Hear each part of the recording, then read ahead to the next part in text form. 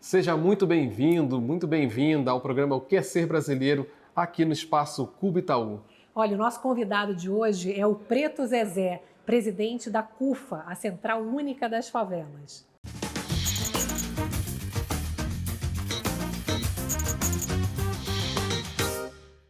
Estamos aqui hoje recebendo o Preto Zezé, presidente da CUFA, Central Única das Favelas. Preto Zezé, muito obrigado pela sua presença. Obrigada. Eu que agradeço o convite, né? Agora que deu certo.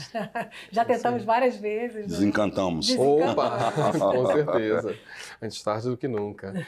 Preto Zezé, você pode nos dizer quem é você? O Preto Zezé é um brasileiro do Nordeste, filho da dona Fátima e do Chico Macumbeiro, meu pai que já se foi, um pintor e uma empregada doméstica, que teve muito cedo que fazer aquelas escolhas difíceis da vida, que é de estudar e trabalhar, e aí depois tive que trabalhar muito cedo na rua lavando carro, porque as notas boas da escola que eu até tinha, apesar de ser um aluno meio endiabrado, né, elas não davam respostas para a vida real, então acabava que as notas azuis da escola não davam respostas como as notas de dinheiro que a gente trazia da rua. Isso foi muito ruim porque privou de muitas coisas ao mesmo tempo que trouxe outros aprendizados, né. E daí conheceu a cultura do hip hop, e aí começou a fazer trabalhos comunitários lá em Fortaleza. Depois conheci a CUFA nos anos 90, ali final dos 90 para 2000, com o Celso Ataíde, e montei uma CUFA lá no Ceará em 2001, deve ter sido a segunda ou a terceira do Brasil. E aí nesse percurso de trabalho junto com ele, que foi o fundador da CUFA, né, o Celso Ataíde começou na Cidade de Deus junto com o MV Bill, a gente começou a estruturar as CUFAs no país inteiro e a partir disso, em 2012, eu assumi a presidência nacional da CUFA. Então, o Preto Zezé, você é muito acelerado, calma, porque daqui a pouco você vai contar a sua história inteira, eu não vou ter o que perguntar para você. Opa! Né? Não é pra dizer como é que eu caí aqui. Aí veio a pandemia, que a gente nunca trabalhou essas coisas de pandemia, de nada, de pedir dinheiro, comida. Aí a pandemia fez que eu viesse para São Paulo operar essa logística, porque eu conheço a CUFA no país todo. E aí acabou eu ficando por aqui em São Paulo, já estou há 2 anos e meio, já morei aqui em 92, mas uma situação totalmente diferente de hoje. E agora estou aqui, cheguei até nesse momento aqui com vocês. É que você é acelerado, né? Já contou sua vida toda em 1 minuto e meio, sei lá. Eu resumo. Você sempre foi assim, a criança agitada? O rap ajuda e a minha agonia. Eu sou muito agoniado por coisas práticas, né? Por fazer. Na minha cabeça funciona meio, eu sou meio frustrado. Que eu fui pro rap que você escreve letra de rap. Mas na minha cabeça, quando eu penso em ideia, eu vejo o desenho dela. Funciona assim, meu cérebro caótico, então elas organizam as ideias assim. Então é muito fácil eu pensar numa coisa e já ver executado. Só que eu queria ser desenhista, pelo menos chargista, não consigo desenhar uma letra cubo dessa. Não é bom. Olha, mas você está falando isso tudo, assim, está vendo você todo articulado, mas eu li que você era uma criança tímida, era isso mesmo? Sim. Fui expulso de sala de aula várias vezes, porque como eu era endiabrado de deixar a vida da professora caótica, então ela adorava se vingar de mim, porque eu era o cara que fazia o trabalho de grupo bem, mas eu não queria aparecer. A minha cota era, eu faço de todo mundo, mas eu não quero aparecer. Você era bagunceiro e tímido ao mesmo tempo? Infernizava, né, a pessoa. E aí ela queria se vingar e botava eu para apresentar o trabalho, aí é onde me matava. Aí você cara. Odiava. Aí eu mandava chamar minha mãe, aí era mais caótico ainda, né? Conta um pouquinho pra gente conhecer a tua história. Teus pais são do interior, né, do Ceará, Sim. Mas você já nasceu em Fortaleza, né? Como que era a vida em família? Conta um pouquinho da história da tua família. Eles têm aquela história dos que fazem a migração, né, do interior para a capital, né, as dificuldades da época no interior muito grande, do Nordeste do Brasil, em Fortaleza, e foram ocupar um pedaço de terra em Fortaleza, numa área que na época já era uma área onde, como era mais alto, tinha mais infraestrutura, já era uma área mais de classe média, né? E depois virou um dos bairros mais ricos da cidade, que é a Aldeota, em Fortaleza. E a partir de lá começou uma luta comunitária de permanência naquele lugar, e daí construiu a quadra. A quadra, na verdade, o povo não acreditava que o governo ia dar casa para as pessoas morarem naquele pedaço de chão, naquela área. Então o povo ficou meio desconfiado. Aí o governo começou então a fazer o seguinte acordo: eu vou construir as casas, conforme eu construir, vocês saem dos barracos. Então demorou muito tempo isso. E como não tinha um nome, as pessoas batizavam as ruas de quadras, quadra 1, quadra 2, ou quadra F, quadra G. A nossa era quadra F. E chamaram de alojamento das quadras. Então até hoje ficou as quadras. Mas aí depois, com o estigma, o povo malandramente começou a botar o nome de santo. Então ficou quadra Santa Cecília, João Paulo II, para ver se fugia do estigma, né? E a gente mudava até... Eu sou da época que a gente mudava o endereço quando a gente ia procurar emprego, porque as pessoas tinham muito estigma você morar na favela. Então a gente mudava o endereço. Só que aí o cara perguntava, mas onde é esse lugar aqui? Aí a gente falava, pô, é lá ali na Avenida Estados Unidos. Aí o cara ceia nas quadras, né? Aí já era, não tinha jeito. nunca mais o cara ligava para procurar a gente para trabalhar. É impressionante como isso diminuiu, você diria? Diminuiu porque eu lembro quando a gente começou a montar a CUFA há uns quase 30 anos atrás, a palavra favela, nem as organizações de favela queriam usar esse nome, pelo estigma que carregava. Hoje você tem, se você botar favela no Instagram, vai aparecer da comida à moda, do cinema à tecnologia, do programa de TV, do grupo, do podcast, de música, as letras de todo mundo fala da favela. Então a gente conseguiu meio que passar por esse mar vermelho e sair do outro lado com uma ideia que era uma luta da CUFA, muitas vezes até mal compreendida, porque fica meio numa linha tênue de você romantizar uma situação trágica, né? E você tem que ficar só na denúncia. Mas a gente queria mostrar a favela como um lugar de potência, longe da página policial, longe da ideia somente de tragédia, de carência, e mostrar as potências da favela. Você está falando aí de cultura, né, na favela. A gente entrevistou a Adriana Barbosa, da Feira Preta, e ela falou que ela se reconheceu como mulher negra nos bailes da Black Music e tal. Só falando da cultura hip hop, né? Eu queria que você falasse isso, um pouco da importância dessa cultura, tanto do hip hop quanto da cultura que emerge das favelas para esse reconhecimento. Inclusive, ontem a gente fez um evento com a secretária Aline Torres, ela estava mediando uma mesa com os caras que criaram os baile black em São Paulo. Então tinha Luizão da Black Mad, né, Zimbabwe com o Zimbabwe, tinha Cascatas, tinha Chic Show, então estava todo mundo lá, muito legal isso. Tinha o Ilha da Zimbabwe, e foi uma coisa de reviver a base de um movimento de agregação e identidade que foi dando base para outros movimentos, né? Porque se você não tinha acesso a clubes, então tinha que criar a nossa própria festa. As nossas referências eram nós mesmos. Então isso foi multiplicando, né, aquele movimento de beleza das pessoas se arrumarem toda para ir de reunião, de bater papo, desenvolver negócios. Isso desdobrou no hip hop e o hip hop virou essa cultura. Na minha época era muito restrito ainda, né, porque era falar de racismo, de questão social, de violência policial, tinha uma coisa meio misógina contra as mulheres, todo mundo escrevia uma letra contra as mulheres. Mas hoje não, hoje você tem uma diversidade, o nego está falando de Jesus, até maconha, falando de carro, de joia, de dinheiro, de conquista. Hoje está mais democrático, a cultura se massificou mais. Hoje é bem diferente, né? A gente tem muito mais referências agora. Você veio de Fortaleza para o Rio de Janeiro, foi isso? Primeiro? Não, eu vim de Fortaleza para São Paulo. Você já veio direto para São São Paulo? Em 92, eu morava com a Adventista lá, com a amiga Paulina, o Negão não. Lembrei de você. E você veio aqui para São Paulo em 92? 92 eu vim... Na verdade eu vim só para aquela coisa do nordestino que vem para o Sudeste tentar alguma coisa. Eu já vendia disco de rap na época, o Celso Ataíde era revendedor, era empresário do Racionar no período, e a gente, inclusive, devo caixa de CD a ele até hoje. Opa. Não vou pagar, já foi para... caducou, né, como diz. Nessa época você era produtor? Eu era do hip hop lá no Ceará. E você cantava rap. Cantava. Só que é o seguinte, no meu tempo não tinha muita coisa o que fazer, então tinha que dançar, cantar, produzir a festa, apresentar, ser DJ, fazer tudo, né? Então, muita loucura. Inclusive, aí você veio pra cá pra tentar essa vida, então, né? Pra tentar fazer um link do hip hop de lá com aqui, tentar construir e ganhar algum dinheiro.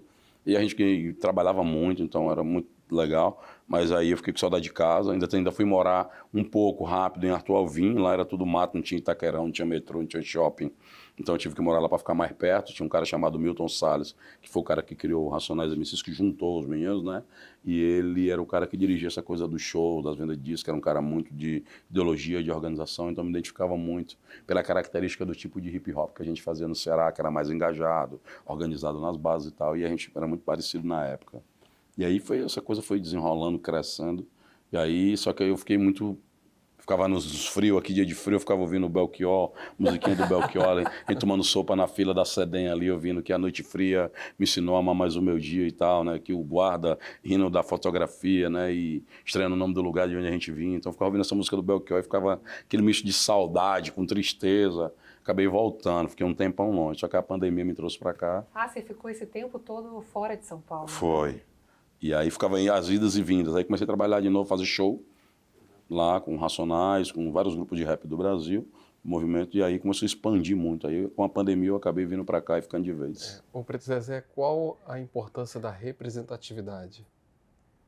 Eu acho que tem toda a importância num país diverso como o Brasil, né? A diversidade das pessoas é muito grande. O cara pergunta, tipo assim, esse cara aí tem cara de brasileiro.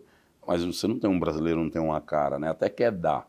Até o Brasil até deseja que a cara dele seja uma cara de europeu, louro, tipo sueco. E a gente tem isso ainda muito forte. Porque você vai para a universidade e os intelectuais são esses. Você olha para os meios de comunicação, os donos das empresas, os donos dos grandes bancos, o dono do poder. Ainda tem esse rosto querendo sonhar ser a Europa.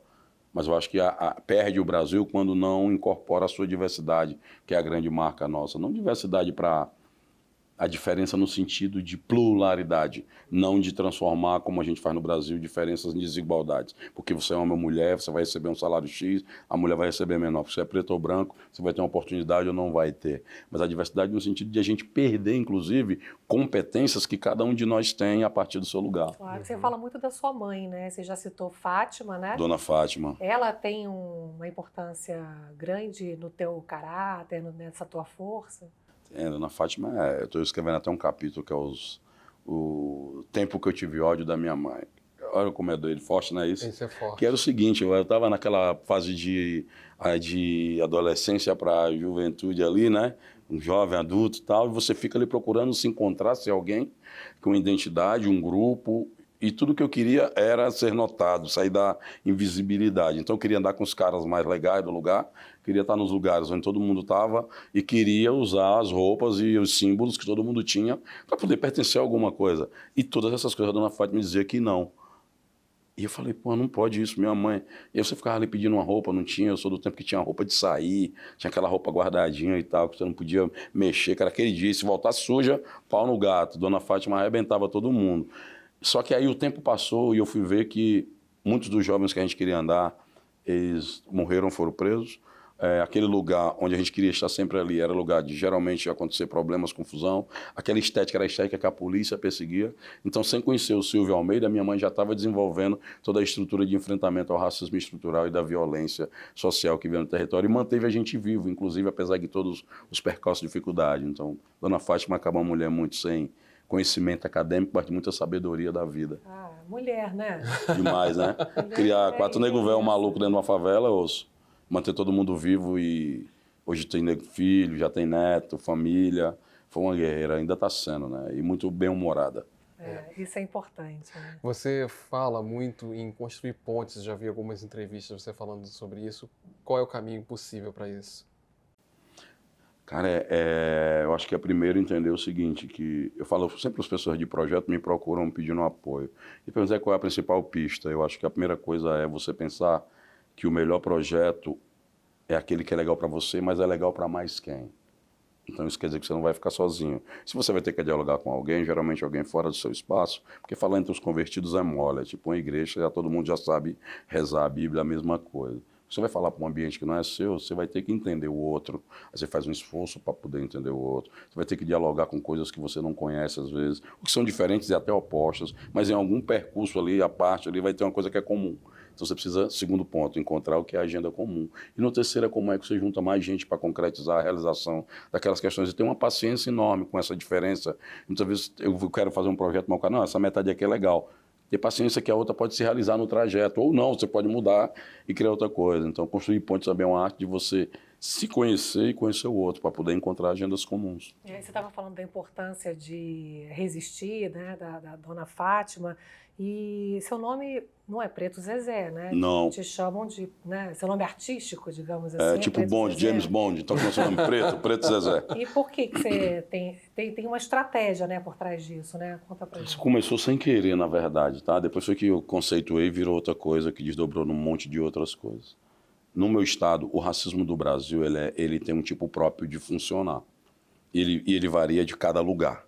Então, em São Paulo, a luta negra, a construção dos movimentos negros, a questão da economia, né, como a questão da escravidão com a economia, os processos de colonização são de um tipo. Na Bahia é do outro, em Minas é do outro, no Ceará é do outro. No Ceará predominou a ideia de que nem negros existiam.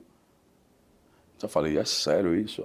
Então, uma coisa é você existir aqui de perseguir, é você ter luta, combate e tal, você existe. Outra coisa é você viver num lugar em que, se você não existe, para que eu vou fazer política de cota? Para que eu vou fazer política para a saúde da população negra? Para que eu vou falar sobre cultura negra? Não existem essas pessoas. Não existe em que sentido? Institucionalmente, e autoridades diziam isso. Aí daqui a pouco saiu um documento do Museu do Ceará falando da presença negra no Estado. Aí começou a mudar a conversa. Não, tinha uns negros por aqui, alguns negros. Aí começou a surgir a ideia do Dragão do Mar, que não aceitava mais levar negro para o Estado. Depois veio a história de que o Ceará aboliu a escravidão antes do país, do que o Brasil. Então começou a vir uma história. Eu falei, tá, sei como é que eu vou fazer. Aí surgiu a ideia primeira do constrangimento pedagógico. Eu vou botar Preto Zezé. Quando ligava, até hoje às vezes ainda liga. Opa, eu quero falar com o senhor Pedro. Eu falei, não é aqui não. Como é teu nome? Não, mas você é da CUFA? Francisco José. Francisco José. Aí o cara falava assim, não, mas não é o cara da CUFA. Eu disse, Não, o Pedro Zezé, não é preto. Não, mas eu não quis, o cara não quis dizer isso, né? Não é Preto Zezé, é o do gato preto. Aí o cara fala, Então, assim, era para dar tipo um constrangimento pedagógico para as pessoas começarem a naturalizar algumas coisas de relação e de respeito. E o nome ficou e acabou virando, e o constrangimento pedagógico virou uma metodologia que, inclusive, eu estou lançando um livro, dá o spoiler aqui para vocês. Opa! Que eu vou lançar junto com a editora da Djamila. Inicialmente é uma negociação que nós estamos fazendo aí para lançar esse livro, Constrangimento Pedagógico, Vivências do Racismo Plebe Infragante. Demais. Incrível. Pode dar um spoiler? Do que é? Qual que é? É tipo assim, eu vou dar um exemplo, as minhas vivências, tá? Daqui de São Paulo já. Eu fui almoçar com um amigo que é filho de um dono de uma emissora num restaurante aqui do Itaim, inclusive. E eu estava lá, a gente terminou de almoçar, eu cheguei e entreguei o carro pro valet. Estava dirigindo o Volvo na época. E daí entrei para comer, terminei e vim para a fila do valet.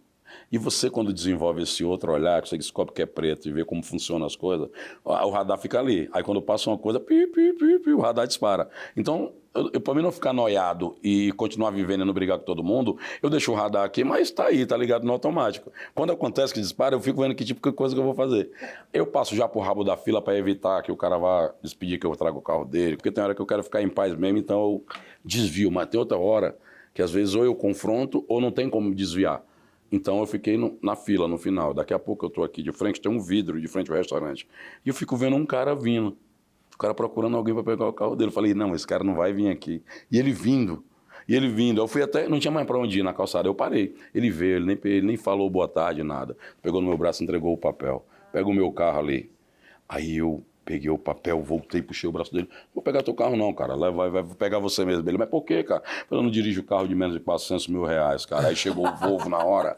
Aí eu entrei. Esse cara ficou tão vermelho. Liana, ele ficou assim, desesperado, cara. Ele foi pra frente do carro. Tomou isso na frente de todo mundo, assim, do restaurante. E todo mundo meio assim, em choque, sem entender o que tinha acontecido. E ele na porta, batendo no vidro. Pô, pelo amor de Deus, me desculpa, cara. Eu não quis fazer isso. Isso não é da minha índole e tal, não sou assim. Eu falei, cara, não vou te desculpar, não. Aí ele, mas por quê, cara? Eu tô pedindo desculpa pra você. Foi eu que cometi, não fui eu, cara. Isso é racismo, a ideia que tu tem. E a gente tá sempre como subserviente. E esse dia aqui vai ficar... E eu não vou levar a delegacia porque não vai dar nada, mas esse dia vai ficar para tu te lembrar toda vez que tu vê uma pessoa preta numa fila do valet, para tu pensar se ele é o dono do carro ou ele é o controlante do veículo, tá? Demais. Bom, a gente vai fazer então um intervalo rapidinho. Preto Zezé, é muito bom conversar com você. Se deixar, a gente vai estourar todo o tempo. Segundo bloco, certamente, muita história boa.